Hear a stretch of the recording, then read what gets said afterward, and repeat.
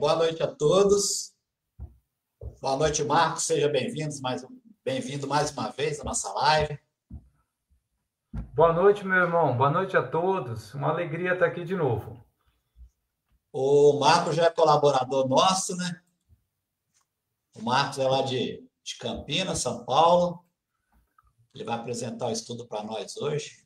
Fala um pouquinho, Marcos, do seu trabalho, qual casa que você atua. Valmir, eu trabalho em Campinas, né, na Morada Espírita do professor Lairi Hans, graças a Deus, há praticamente 30 anos, né? E lá eu coordeno a área da mediunidade, né? E na minha vida prática, eu sou educador, trabalho, sou professor universitário, mas nossa casa lá, graças a Deus, está há mais de 40 anos. Basicamente é uma casa voltada para a cura.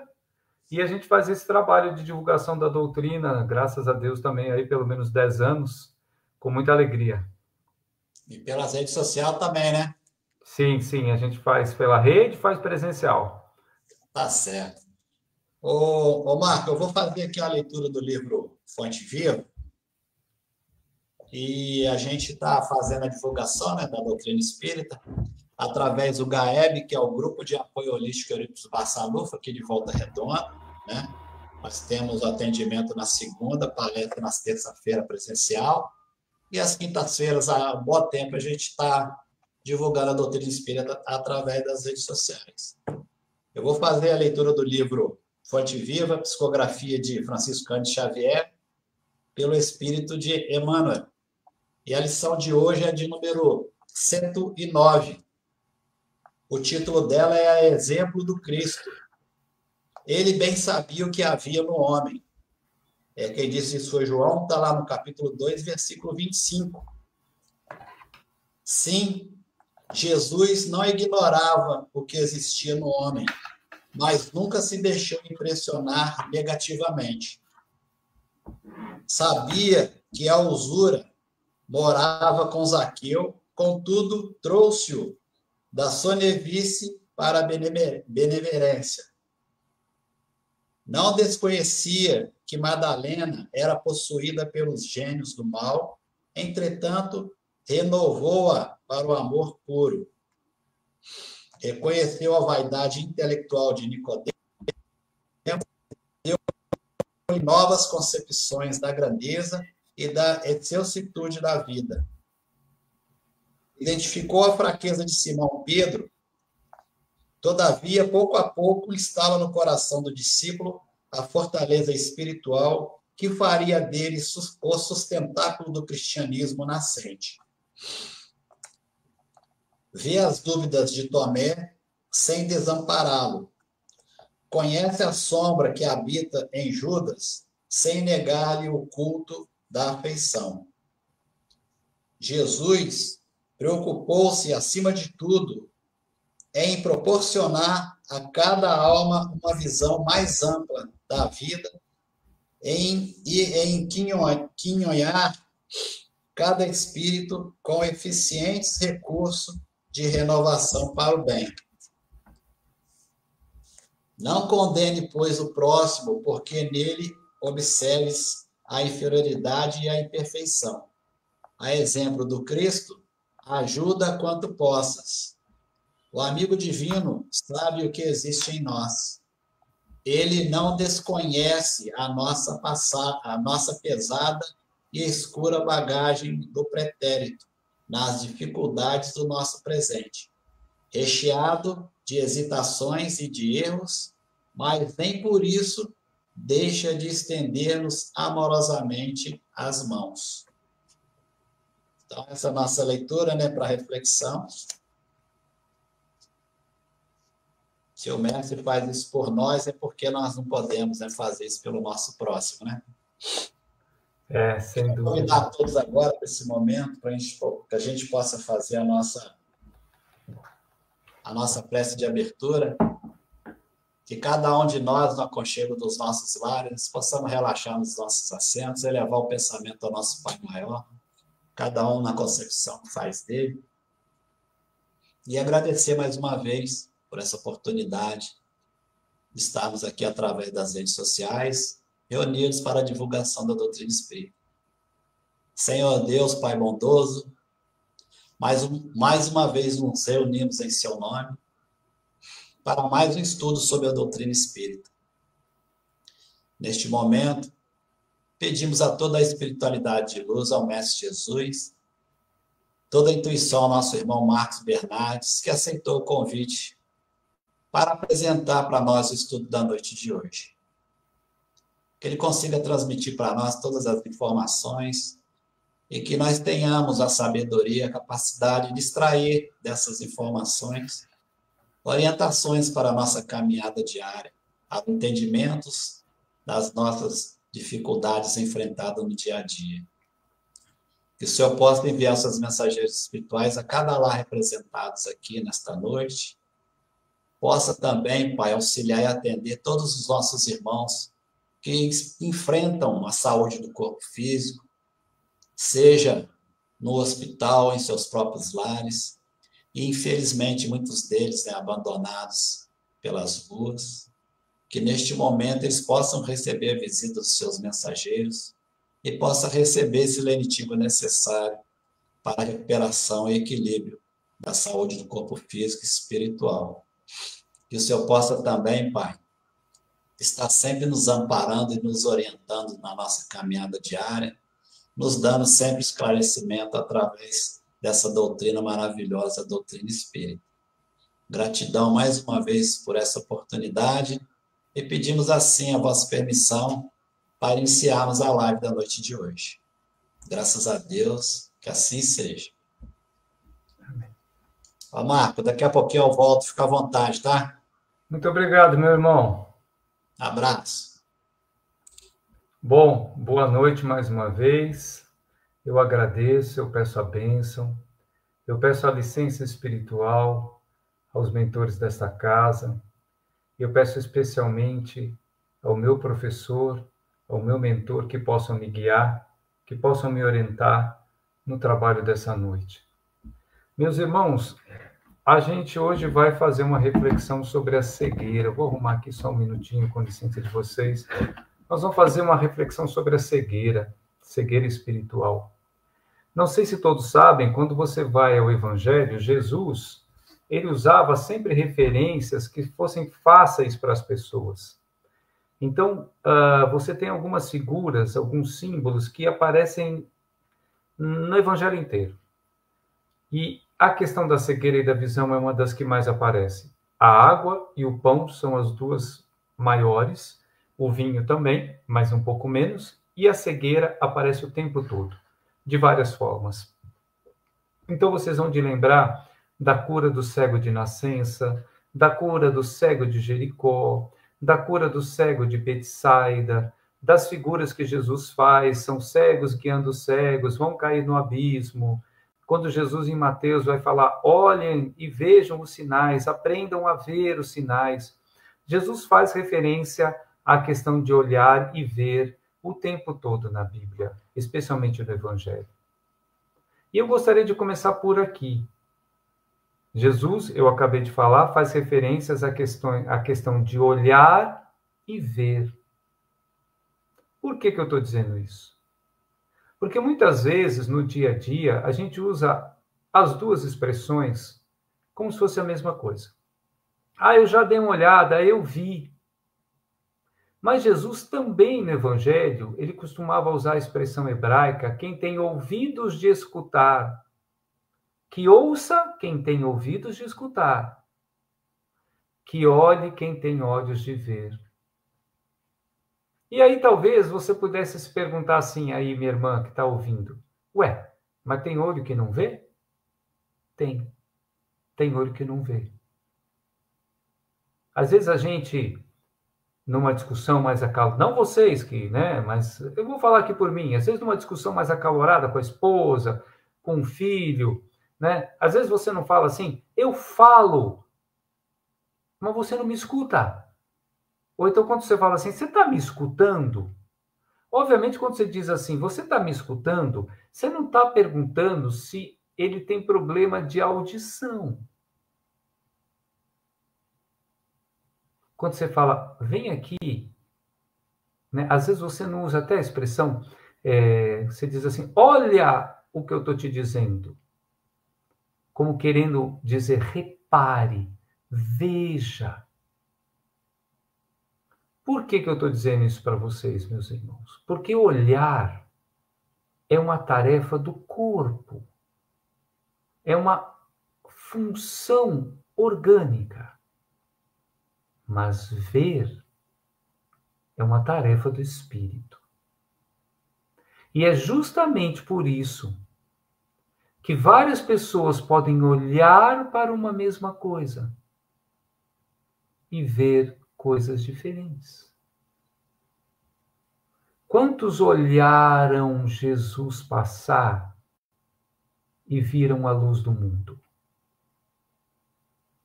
E quantos olharam e viram um Messias enlouquecido, mais um profeta?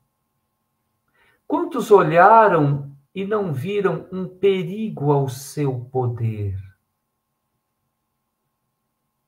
Jesus vai dizer para os fariseus numa passagem: se fosseis cegos, o pecado não estaria em vós, mas vós dizes que vem. E é por isso que o pecado permanece em vós. Jesus estava dizendo aos fariseus: vocês, mais do que ninguém, pelo conhecimento que tinham, teriam que ter visto que eu sou o Messias. Mas vocês viram, mas não quiseram ver, porque não quiseram perder o seu poder, porque não quiseram perder a sua condição. Por isso que há uma diferença entre olhar e ver. Tivemos um teste enorme para a humanidade há poucos anos, dentro de um processo que já estava preparado há mais de 2000 anos, que é o ciclo de evolução da Terra, que é a transição planetária. Está lá no profeta Daniel, 500, 600 anos antes de Jesus. Depois está lá no Evangelho de Mateus, capítulo 24, o sermão profético. Jesus vai falar desses dias que estamos vivendo. Depois está lá no Apocalipse de João. Mas no fundo é sempre a mesma coisa. Olha, calma. É um processo de transformação. E talvez se você, nós espíritas, ou melhor, nós que tentamos ser espíritas, você olhava para aquilo e você via a transformação. Em Lucas, Jesus vai dizer, são as dores do parto. Esse processo todo é o início das dores do parto. Ora, o parto é aquele momento de dor e sofrimento que gera luz e alegria.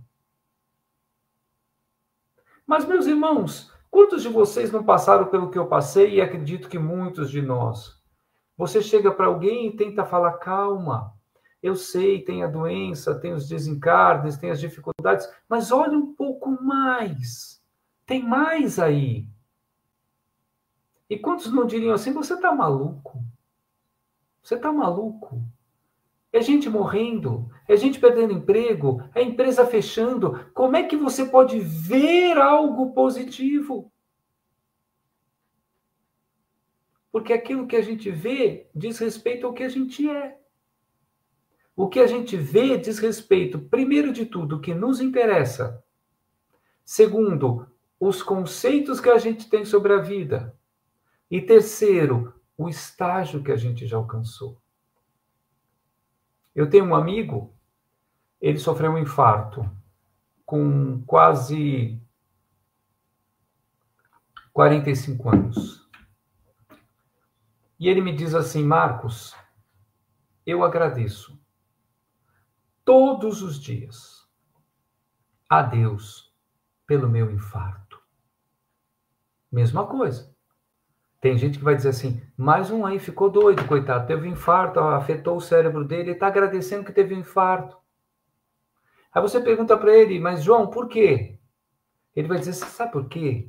Porque quando eu vi que eu estava à beira da morte, eu olhei e a minha dor não foi por estar à beira da morte. A minha dor foi por ter olhado e falado: eu deixei a esposa que eu amo de lado, eu deixei meus filhos de lado, eu abandonei a minha tarefa espiritual, tudo por ganância. Ele me disse: Marcos, a minha dor não era saber que eu ia morrer, a minha dor era saber como eu ia morrer, em que condição espiritual eu ia morrer, que escolhas erradas eu tinha feito. Mas graças a Deus, Deus teve a misericórdia de mim e permitiu que eu continuasse. E eu refiz a minha vida, refiz o meu casamento, a minha relação com os meus filhos. Hoje ele é um trabalhador numa casa espírita, ou seja, foi aquela dor que fez com que ele se curasse. Porque isso é a questão da visão. Se você olha com os olhos somente da terra, alguém fica doente, você fala: meu Deus, está doente, que desgraça, que tragédia. Mas quando você olha com os olhos do espírito, olhando para aquele indivíduo como um espírito imortal, você pode falar assim: essa é a doença que vai promover a mudança do espírito, o espírito que é imortal. Então, meus irmãos, muitas vezes Deus envia uma doença para curar. E assim como Deus cura a cegueira, houve momentos em que Deus curou com a cegueira. Estou perguntando para vocês, pena que vocês não podem responder, mas respondam mentalmente.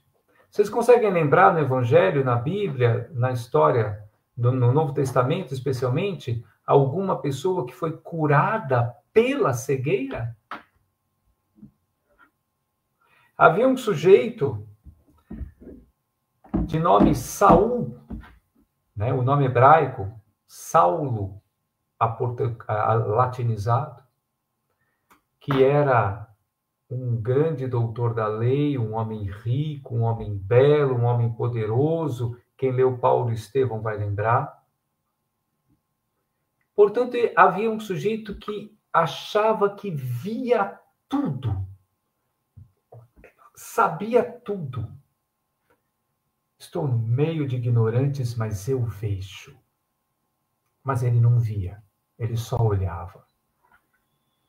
E quando começa um movimento cristão, e quando começa aqueles homens simples naquelas casinhas miseráveis, curar gente, curar alma e corpo das pessoas, e aquele movimento começa a se espalhar, e ele vai até a casa de Pedro, encontra Estevão ali com aquela roupinha miserável, naquele lugar miserável.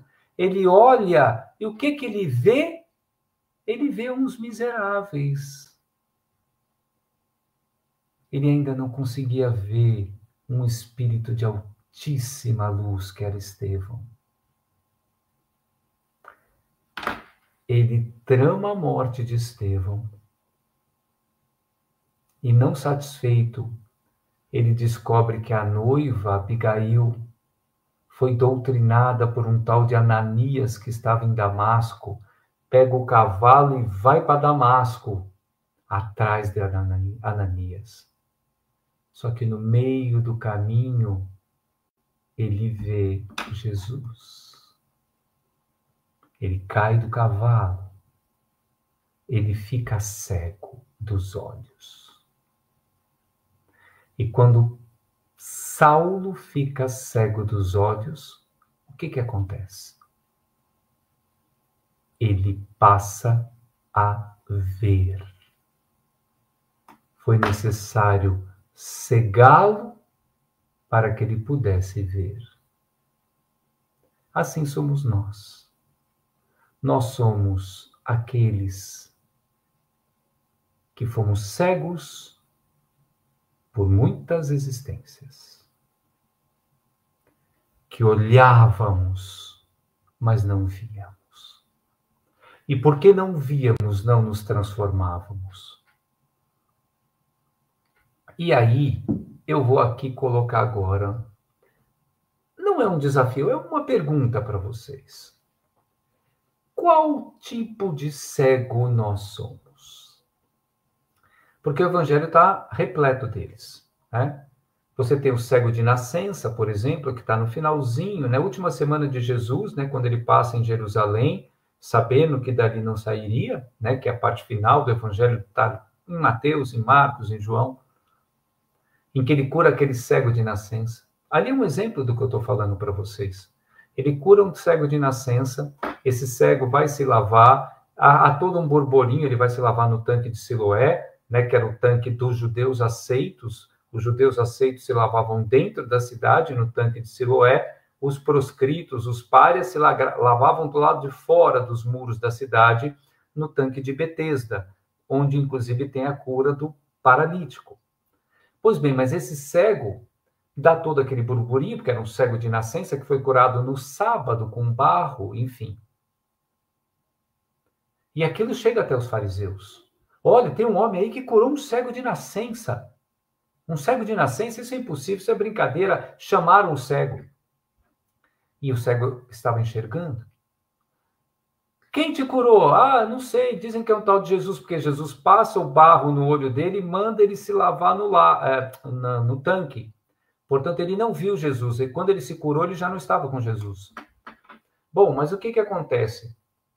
Os fariseus estão olhando, melhor dizendo, aquele homem que tinha se curado e não queriam ver que ele tinha se curado. Mas o senhor é cego mesmo? O senhor é cego de nascença? Mandaram chamar o pai e a mãe dele. Está lá no Evangelho. Vão lá em João.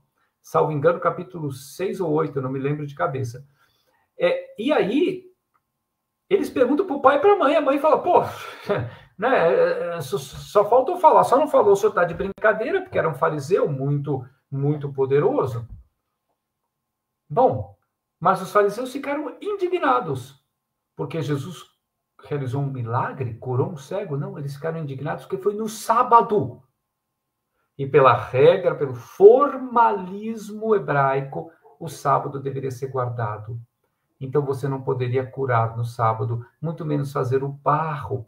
Daí o simbolismo do barro, para colocar nos olhos. Se você for lá nas obrigações do judeu, as mitzvot, as 613 obrigações judaicas, você vai ver que é proibido fazer barro no sábado, porque o barro você fazia para o quê? Para construir casa, então não era permitido. Mas vejam o que é cegueira. Você está diante de uma cura milagrosa e você olha e vê alguém que foi curado? Não. Você vê o desrespeito a uma regra. Olha onde você está olhando. Quantos de nós não somos assim, minha gente? Quantos de nós damos uma enorme importância e dirigimos os nossos olhos para a regra 1, para a regra 2, para o formalismo 1, para o formalismo 2, para a irrelevância, e não conseguimos perceber a essência? Jesus cura esse cego, Jesus cura um outro cego, que é uma das histórias mais bonitas, que é o cego de Jericó. Num evangelho, ele está chegando em Jericó, Jesus, no outro ele está saindo, mas isso é só um detalhe, e havia ali um cego. Esse cego estava com uma capa, mendigando. E ele ouve o burburinho que Jesus está chegando e começa a gritar, tende piedade de mim, filho de Davi. Por que filho de Davi? Porque no Antigo Testamento dizia-se que o Messias viria da linhagem de Davi. Então, quando esse cego, em vez de chamar ele de Jesus, chama de filho de Davi, é porque ele estava reconhecendo que ali era o Messias. Mas quando ele começou a gritar, quando ele começou a tentar ir para Jesus, o que acontece com ele? Todo mundo levanta o cego, leva ele junto. Nada disso. Fica quieto aí. Fica no seu canto. Para de gritar. Fica quieto.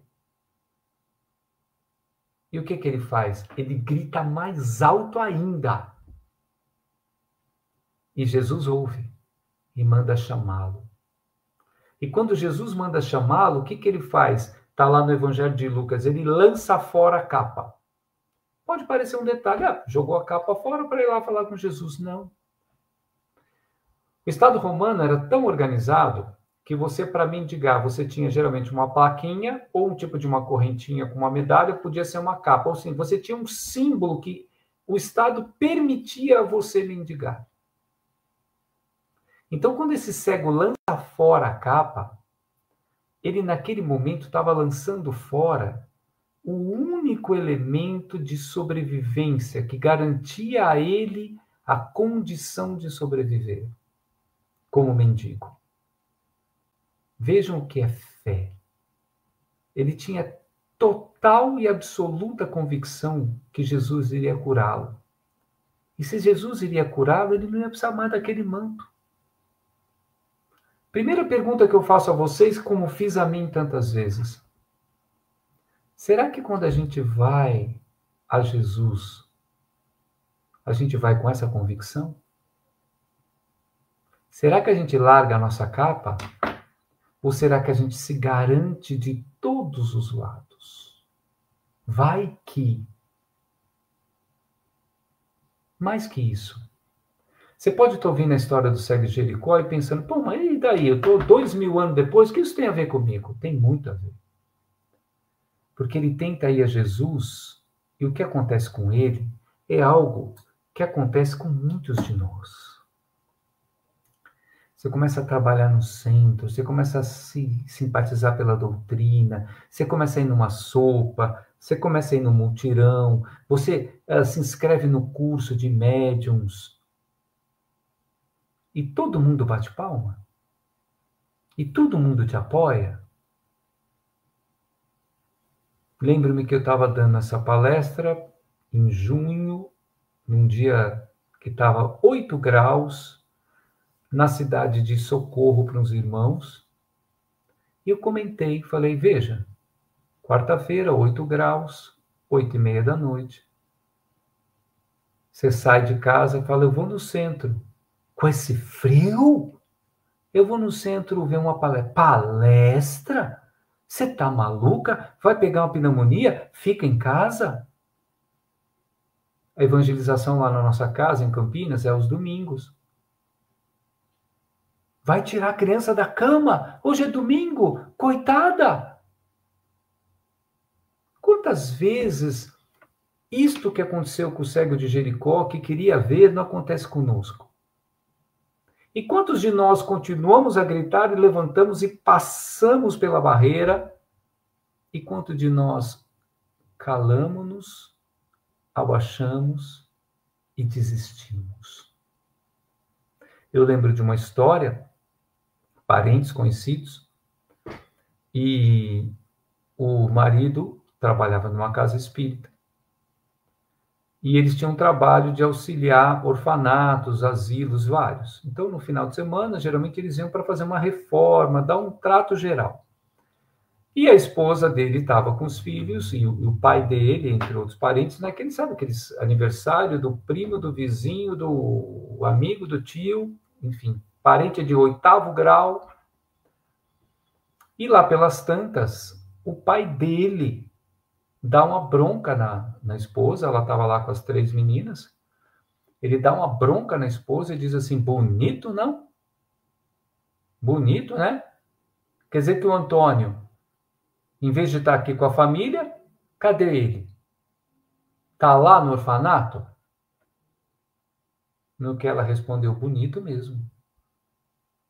É muito bom que as minhas filhas saibam que o meu marido não está com elas porque está cuidando de crianças que, ao contrário delas, não tem nada. Não tem sequer um quarto pintado onde dormir. Mas esse exemplo é um exemplo para a gente ver como muitas vezes o mundo não vai bater palma e te levantar e falar, vá até Jesus, vá até a sua transformação espiritual, vá em direção à luz, vá enxergar. Não, fica quieto aí. Vamos ficar todo mundo cego no mesmo canto? Então, para ser cego de Jericó, minha gente, tem que ter muita coragem, tem que ter muito desprendimento. Mas talvez uma boa parte de nós estejamos mais para cego de Betsaida. O cego de Betsaida, o cego de Jericó, salvo engano, está no capítulo 10 de Marcos, e o cego de Betsaida está no capítulo 8, também do Evangelho de Marcos. E quando vocês pegam lá, no cego de Betsaida, a cura do cego de Betsaida é única no Evangelho inteiro. Por que ela é única?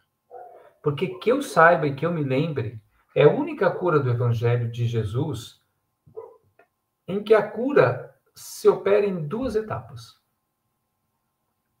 Então, você pega lá, no capítulo 8, aí basicamente vai estar escrito alguma coisa assim. Apresentaram-lhe então um cego, e ele, tomando-o pela mão, levou-o para fora da cidade e cuspiu-lhe nos olhos. O cuspe era uma prática, havia tratados médicos, Plínio, Galeno, havia elementos no Talmud, que é uma espécie de catecismo hebraico sobre as propriedades da saliva. Então, a gente às vezes olha, mas que coisa estranha, né? Jesus cuspiu no olho, mas você tem que entender o momento, e Jesus não violentava as pessoas, ele utilizava os hábitos, o costume, as referências das pessoas para curar. Bom, mas o que acontece? Jesus cospe nos olhos desse homem e pergunta, o que vês? E ele diz, creio que vejo os homens, mas não os vejo perfeitamente, vejo-os como árvores que balançam, árvores que andam.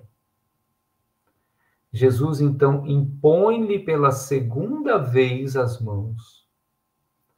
E aí, eles restituem plenamente a visão. E está escrito lá, passa a ver plenamente. E Jesus se despede dele dizendo, vá e não voltes para a aldeia.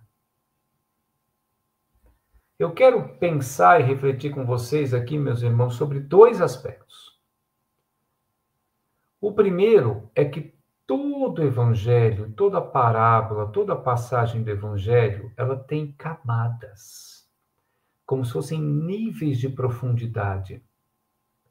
Então, você tem o nível imediato, com uma lição geralmente mais simples, mas você tem a chamada leitura profunda.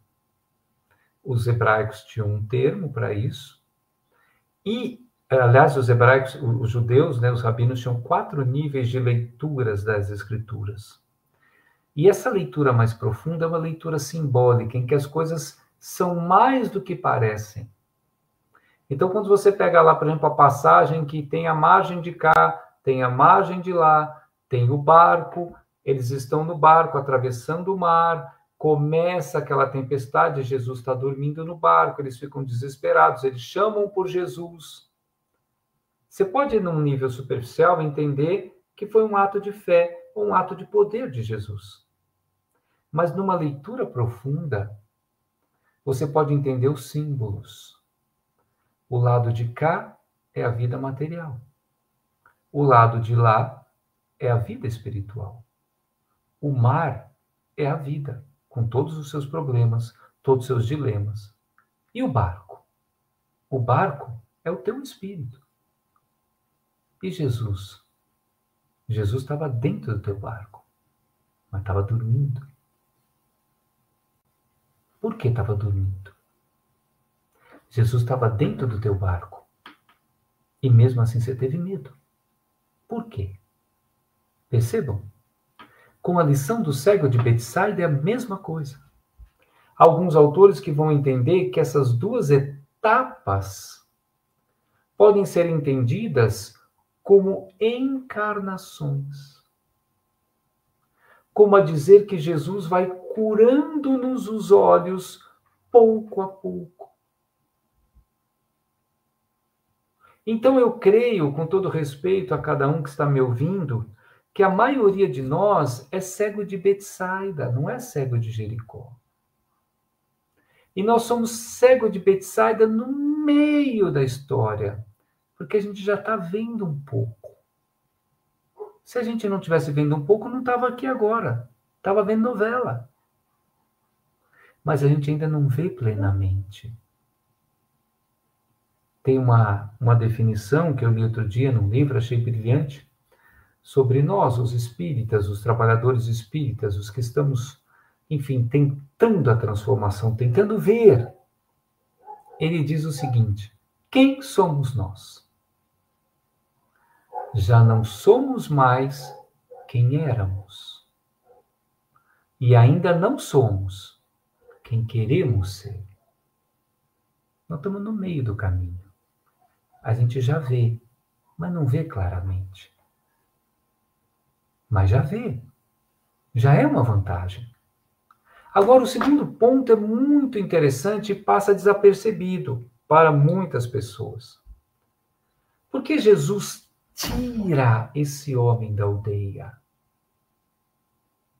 E porque depois de curá-lo, Jesus fala, não volta lá. É como se ele tivesse a nos dizer assim, olha, muitas vezes, você para ver, você tem que sair de onde você está. Porque às vezes você está preso na aldeia do materialismo, na aldeia do sensualismo, na aldeia do individualismo. Ou você está num padrão de vida, de bebida, de vício, de tão pueril, um padrão de vida tão leviano. Não é que você está lidando com gente ruim, mas gente leviana. Gente que não te permite ascender, ir além. Então é como se Jesus dissesse, olha, você, amigo, você que estava lá na bebida, no vício, no jogo, você que cansou daquela vida e que me buscou para buscar outra coisa, não dá para ficar lá e aqui. É quase uma variação da colocação que não se pode servir a Deus e Mamon. Se você for para o ditado popular, não se pode pôr um pé em cada canoa. Então, quantas vezes a gente luta contra isso? Eu quero mudar. Eu quero me transformar. Eu vejo que eu sou um espírito imortal e eu tenho sede de preencher o meu espírito com outras coisas, com outra vida. Mas aí eu fico com um pé aqui e um pé lá. Eu quero manter as condutas que eu tinha, mas eu quero me espiritualizar. Não dá. É como se Jesus falasse assim, não tem jeito, amigo. Se você voltar para aquela aldeia, para aquele hábito, para aquele conjunto de condutas, ele vai te cegar de novo. E se eu passar daqui a um ano, você vai estar cego de novo. Então nós estamos mais para o cego de Betsaida do que para o cego de Jericó. Mas tudo isso, para nós, deve ser entendido do ponto de vista simbólico. E aí, meus irmãos, eu quero terminar falando de duas coisas. A gente quer curar os olhos. E, geralmente, você tem algumas doenças dos olhos, né? Você tem a miopia, que te impede de olhar longe. E, salvo engano, você tem a hipermetropia, né? Eu acho que é a hipermetropia, que é a que não te permite enxergar perto. Tem mais algumas. Eu, por exemplo, eu vim com o combo, né? Eu peguei miopia, hipermetropia, astigmatismo, veio o pacote completo, né? Aquele que você compra o combo. Mas por que eu estou fazendo essa brincadeira? Miopia e hipermetropia. Porque assim como a miopia do olho e a hipermetropia do olho, há a do espírito. Querem ver? Hipermetropia, eu enxergo longe, mas não enxergo perto. Aí você está lá no centro espírita. Você está preparando a sopa. Você está separando as roupas porque vai ter um bazar. Aí você está aqui arrumando os sapatos. Aí você olha 15 metros lá na frente, a fulana está dobrando as blusas. Você fala, olha lá, a fulana está dobrando errado. E você aqui, ó, deu 3 nós no seu sapato. e você está juntando o sapato errado um com o outro. Você não consegue ver, mas lá você vê. Teu filho está a um passo do vício na droga. Mas você está olhando o filho do vizinho que sexta-feira chegou meia-noite em casa. Lá, 3 casas para lá, você está vendo. Mas teu filho que está a um passo da droga, você não está vendo. Seu casamento está a um passo de ruir. Mas você está vendo lá na festa do casamento, na festa da empresa, a Beltrana, eu vi lá, sua chefe estava sentada com fulano lá, estava uma cara feia, acho que o clima lá não estava bom não, hein? Lá você vê, mas aqui você não vê. E o contrário, a miopia. Eu só consigo ver perto e não vejo nada longe. É fácil você saber se você é míope espiritual. Tem uma dica de ouro que eu recebi. Não é minha, eu recebi e estou repassando. Você quer saber se você é míope espiritual? É fácil. É só você ver quantas vezes no dia você usou o pronome eu. Quantas vezes no dia você usou o pronome tu? E quantas vezes no dia você usou o pronome eles? Porque o míope é aqui, ó. Eu. É só esse cercadinho de 1 metro que eu enxergo. A minha dor, o meu problema, o meu filho, a minha dificuldade financeira, eu só vejo aqui, ó. Eu tenho uma doença, eu só vejo hoje. Eu não consigo, como fez o meu amigo, olhar lá e falar, no futuro eu estarei agradecendo. Meu filho está com uma dificuldade, eu só consigo ver hoje. Eu não consigo ver o quanto isso vai transformá-lo e no futuro ele vai ser um homem, um rapaz melhor. Então a gente precisa curar os olhos. E curar os olhos é curar o espírito. Para curar o espírito, primeiro de tudo, você tem que saber o que você é. Você é um espírito imortal. Veio à Terra para aprender. Veio à Terra para ser feliz. Mas a felicidade segundo Deus e não segundo a Terra. Porque na hora que a gente cura os olhos, a vida ganha outro sabor. No capítulo 5 de Mateus é o sermão das bem-aventuranças. E há uma bem-aventurança cuja recompensa é ver a Deus. Cada uma tem sua compensação. Os que choram serão consolados, os humildes herdarão a terra, mas somente os puros de coração, esses verão a Deus. E aí você me pergunta, verão a Deus mesmo? Ao Criador também? Mas não só. Então eles verão a Deus aonde? Porque eu tive frio e me deste roupas. Porque eu tive fome e me deste de comer. Porque eu estive doente e foste me visitar. Então os justos perguntarão, Senhor, quando foi que vos vimos nesta condição? E o rei lhes responderá, toda vez que o fizeste a um desses pequenos, foi a mim mesmo que o fizeste. Então quem tem o coração puro, vê Deus no velhinho, vê Deus na criança, vê Deus no doente, vê Deus no pai, no filho, na esposa, no vizinho, vê Deus em tudo, o tempo todo. E se cura. O mundo via a pecadora Madalena. Jesus via a santa cuidadora de leprosos. O mundo via o assassino Saulo. Jesus via o apóstolo dos gentios. O mundo via o traidor Pedro. Jesus via o pai da igreja.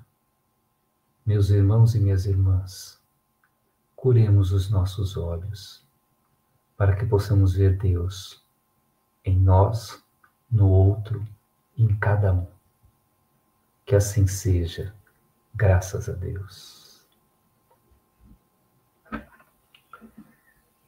Agora eu gostaria de pedir a vocês que fechassem os seus olhos nas suas casas, para que possamos ver ao nosso Pai e orarmos.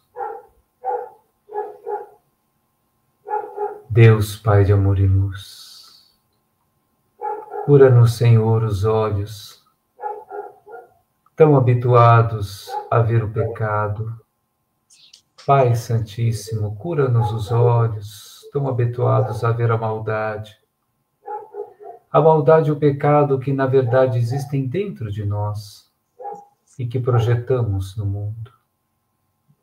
Cura-nos, Senhor, sobretudo o coração. Porque, como disse o Mestre Jesus, se os seus olhos forem bons, todo o vosso corpo estará em luz. A luz do amor, a luz da compreensão, a luz do perdão e da humildade. Pai Santíssimo, cura-nos os olhos, mas, sobretudo, cura-nos antes o coração. Que assim seja, graças a Deus.